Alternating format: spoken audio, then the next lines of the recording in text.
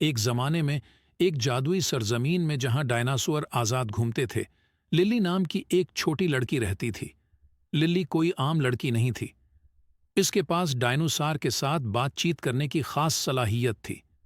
اس انوکھے تحفے نے اسے جادو کی وادی میں تمام پراگیتہاسک مخلوق کا دوست بنا دیا۔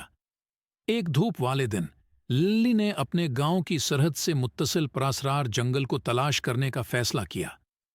جیسے ہی وہ گھنے پودوں کی گہرائی میں داخل ہوئی، اس نے ایک چھپے ہوئے پورٹل سے ٹھوکر کھائی، جس نے اسے وقت کے ساتھ ساتھ ڈائناسور کے دور میں واپس لے جایا۔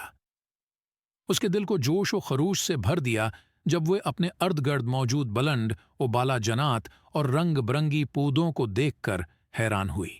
ایک دھوپ والے دن للی نے اپنے گاؤں کی سرحد سے متصل پر جنگل کو تلاش کرنے کا فیصلہ کیا۔ جیسے ہی وہ گھسنے کی گہرائی میں داخل ہوئی، اس نے ایک چھپے پورٹل سے ٹھوکر کھائی، جس وقت اسے ڈائناسور کے دور میں واپس لے جایا گیا۔ اس کے دل کو جوش و خروش سے بھر دیا جب وہ اپنے ارد گرد میں موجود اور بلند جنات اور رنگ برنگی پوپ کو دیکھ کر حیران رہ گیا۔ للی اور اس کے نئے پائے جانے والے ڈائناسور دوستوں نے ایک ساتھ سنسنی خیز مہم جوئی کا آغاز کیا۔